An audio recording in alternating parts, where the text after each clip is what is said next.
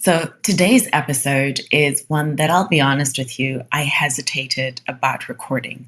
It's a deeply personal episode, and it's also one, in all truthfulness, that I'm still processing. I'm still going through. And so I thought about, should I share? Should I not share?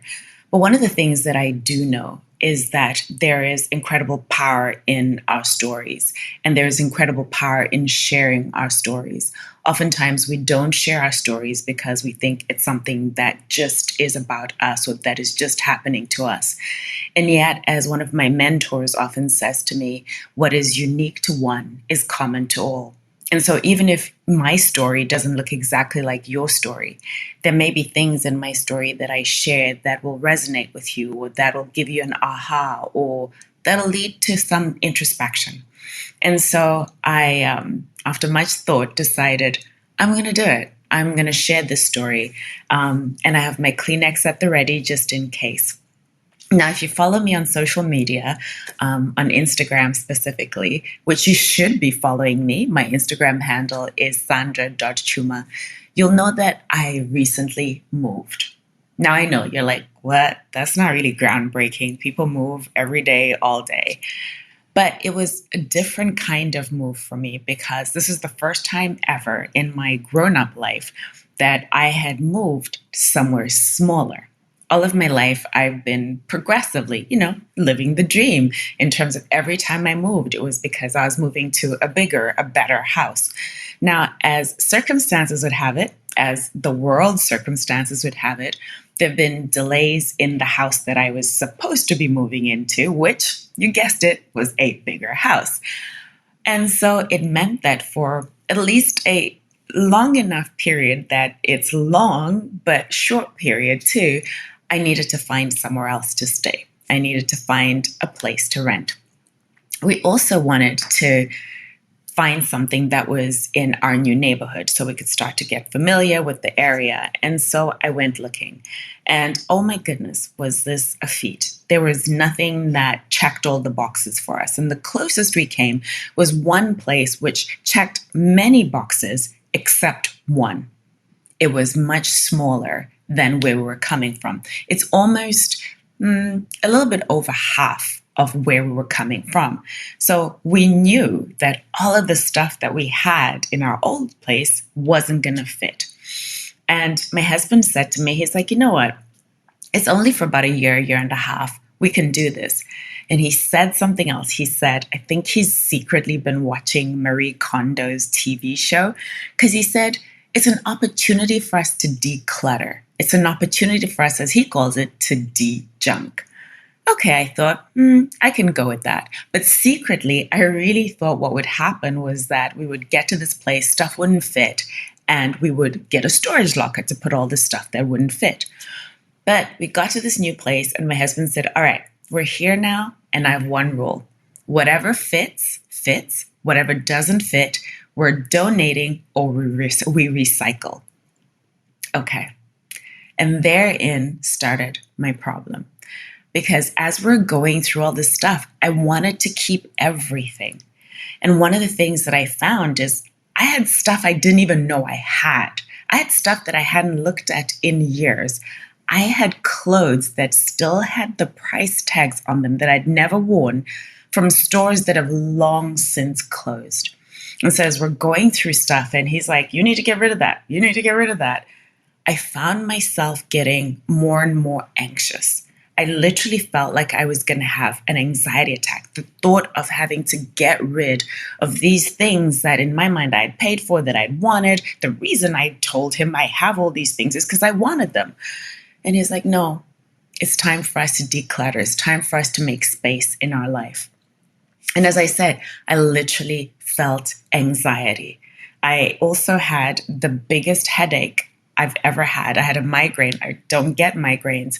And I realized that it was the stress of having to let go of all of these things. And that led to me introspecting. Why was I feeling like this? Why did a simple act of donating stuff, getting rid of stuff, recycling stuff, bring up so much fear, so much anxiety within me? And it was actually in meditation that it came to me. One of the things that is one of the pillars of worthy, the R of worthy, is reflection and rest. And I was intentional about including that because I realized the power of introspection. I realized the power of spending time asking yourself questions. And so that's exactly what I did in my meditation and also in journaling. I journaled about why was I feeling like this? And what came to me was something that I thought I had dealt with years ago. I'll go back in time. If you haven't heard my story before, this is where I'll take you back to the very beginning of my life. So I grew up poor. We were incredibly poor. In fact, in my early years, in my formative years, we lived in mud huts with no running water, no electricity. I grew up in Zimbabwe, and when I was young, we lived in a place called Njimbo, which is a really rural area. And so that was my upbringing. I didn't know it at the time, of course, because everybody around me was the same, but we were poor. And through hard work, through effort, through my parents' sacrifice, we started to create a different life. They started to create a different life for us. In fact, this is the thing about my parents, is that growing up, I thought that everybody's parents went to night school. I thought that everybody's parents went to study groups on the weekend because that was my parents. They were always looking at how could they find ways to better themselves? What projects could we do? You know, we raised chickens and we grew vegetables and we sold them. All of these things to just try and give us a better life. And over the years, through their hard work, through sacrifice, we did start to have a better life. And I would say that by the time I was in my teens, we probably lived a lower middle class life. It was great. You know, we had a car, we had a nice house, I went to great school, but it was always a sacrifice. And money was always tight. Money was always the source of great arguments between my parents. But life was good. You know, when you're a teen, life is good. I had a great upbringing, great life. And I thought that, oh, wow, we had made it. Here we were living in the burbs. I thought that life was great until one day when I was 17 years old, the bailiffs came and took everything away, everything. My father had made some very bad decisions, and as a result of those decisions, everything was taken away to make up for these bad decisions that he had made. And so overnight, at 17 years old, I went from having this nice life, a lower middle class life, to us literally being left with the clothes on our back. Our home was gone, the cars were gone, everything was gone. And that really, I guess, which I hadn't made the connection, created a real scarring in my subconscious mind, a real need for me to have or to feel secure, something I didn't realize. And it wasn't until I was doing this introspection, until I was wondering, like, why is it so hard for me to just let go of a pair of shoes that I've never even worn? And it came back to me. It literally was such an overwhelming experience of emotion, something that I thought I had made peace with years ago. I had made peace with my dad. I had gone on to be successful, to create a life for myself and my family, to be successful in a corporate career. I'd created businesses of my own that had, the 7-figure businesses. I live in a beautiful home. I'm building a beautiful home. I drive my dream car. And yet here I was having a hard time getting rid of a pair of shoes. And what I understood in my introspection, in meditating over it, in really going deep and journaling, was that this traumatic incident that had happened when I was 17 years old had left me scarred, had left me feeling I could never be safe, that I needed to collect stuff, to keep stuff for me to feel safe. And so even though it's something that happened 30 years ago, I was 17 years old, 30 years ago, I was still carrying that. It was still playing out on a day-to-day basis in my life. It was the reason that I had such anxiety about letting things go. And so I really have been, over the last several weeks, working on making peace with it. What action do I need to take? What stories do I need to let go of to allow myself to move forward? And it also just really reminded me of something that I want to share with you, which are three key things that came up for me during this time. The first is the fact that no matter how much we discount it, our subconscious mind is what runs our lives. I think Wendy Wood says that 90% of what we do every single day is coming from habit or our subconscious mind. And so oftentimes we think we're making conscious decisions. Here I was, an accomplished woman. I've achieved all of these things in my life. And yet something that happened when I was 17 years old on a subconscious level was running my day to day. And it's one of the things that I'm obviously in coaching. And one of the things that I think that as coaches, we do a disservice to our clients when we say, identify your limiting beliefs, so let go of your limiting beliefs. It's easier said than done, because if you had asked me a month before I moved, like, what are your limiting beliefs? That would never have come up as something I would have said, oh, this is a limiting belief for me. Oftentimes, those beliefs run at a subconscious level. We're not even aware of what is happening. We're not even aware that these patterns are running our life. And if you think about the fact that 90% of what you do is being run by your subconscious mind, that's where you really have to become vigilant about what is it that is making me do what I'm doing? Asking yourself the questions. And that's the second thing that I'd like to share with you, is that something that I learned in my meditation teacher training is that the power is not in the answer. The power is in the question. And so what questions do you ask yourself?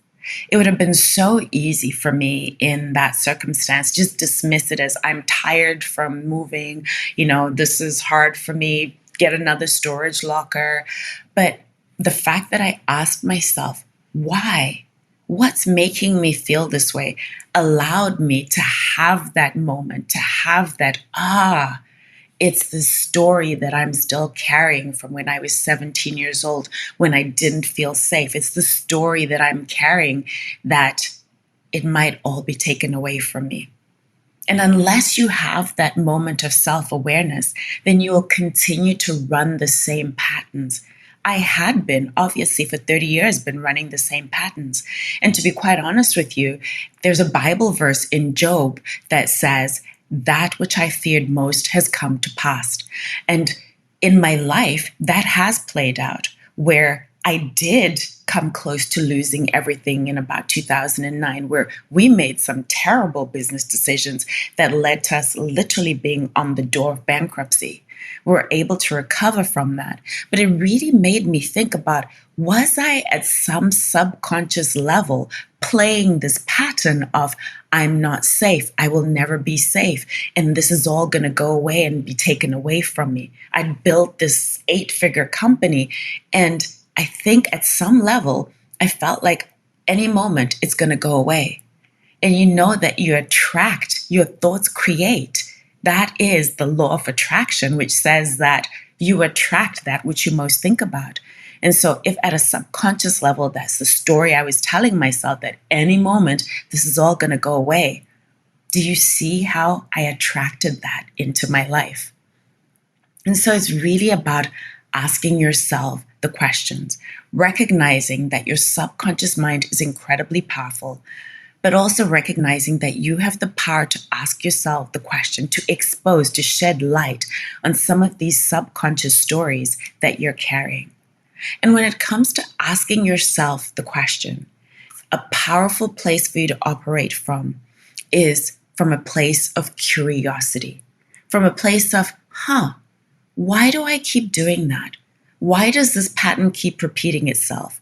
Why do I keep being mistreated or allowing myself to be mistreated? Why do I keep losing my money? Why do I keep attracting bad relationships? What is it? What's the story that's underlying all of this?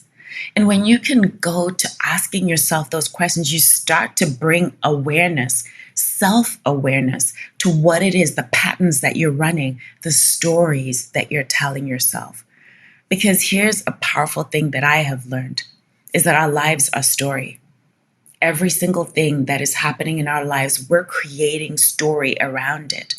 And so in my case, I had stored this traumatic experience as a story that for me, I could never feel safe. For me, at any moment, this life that I've built for myself can be taken away. And so really asking yourself the question, in business analysis, which, as some of you know, I'm certified as a business analyst, we talk about the 6 W's. It's not really W's, and one of them isn't a W, but it's often referred to as the 6 W's. And it's asking yourselves the question, why, how, when, where, who, what? These 6 questions really will help start the process of you introspecting. And it's so powerful to ask yourself these questions in meditation, and also really powerful to ask yourself these questions when you're journaling, writing it down, writing your answers, allowing yourself to write from a stream of consciousness, not censoring, just allowing yourself to write, because the answers will come to you. Just as the answer came to me when I was asking myself, what are these things? Why is this happening? The third thing that I want to share with you is always approach yourself from a place of kindness. We're carrying these stories that often have been triggered by traumatic events in our lives. And very often we carry such judgment of ourselves. It would have been easy for me to beat myself up and say, you're dumb, you know better than that. But that's the conscious me talking. And the only way that you can get to understanding your stories at a subconscious level is from a place of curiosity. You cannot be curious and also be in judgment of yourself. And so really allowing yourself not to judge yourself. That ultimately is what we're taught in meditation. Is that meditation is about being non-judgmental. It's just about observing, asking the questions. Why is this happening? What does this mean? Why do I keep doing this? How is this impacting my life? All of these questions that you can ask yourself, but not from a place of judgment, from a place of curiosity, from a place of being kind to yourself, from a place of understanding that, of course, if I knew what my limiting beliefs were, I would let them go. But understanding that oftentimes the patterns that are running in our life are at a subconscious, a really deep subconscious level. And so that's why I wanted to share my story today, to share with you that this thing that happened when I was 17 years old, I've carried it for 30 years, for more than 30 years. And even though over the last several years, I've been doing a lot of introspection, I've been, working with coaches and mentors and all of the things, that there still were more stories that I was carrying that I didn't even realize that I was carrying. And to understand that we're like onions, or one of my team members doesn't like that analogy of onions. Maybe like the Russian dolls. I don't know what they're called, where you take one, you take off one doll and there's another doll. We're layered. There's so many layers to us. And so just because you've done the work once doesn't mean the work is done. The same story may show up in a different way, in a different guise.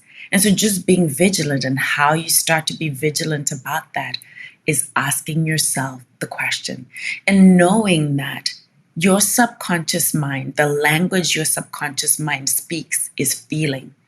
And so when you feel a certain way, it's telling you something. That is your subconscious mind, or your higher self, or your inner self, whatever you want to call it, speaking to you, telling you that this is something you need to be aware of. And then having the courage to go and do the work, to be aware, to introspect, to investigate, all from a place of curiosity. Thank you so much for making me a part of your day. If this story resonated with you, if what I shared today resonated, please consider leaving a review and please consider subscribing to the podcast and also on our YouTube channel. And please consider sharing it with someone else that you think might benefit. And I want to remind you that wherever you are, whatever your past is, whatever you're going through right now, please know you are worthy to be, to do, to have whatever it is your heart desires. I'm Sandra Chuma. Thank you for joining me today.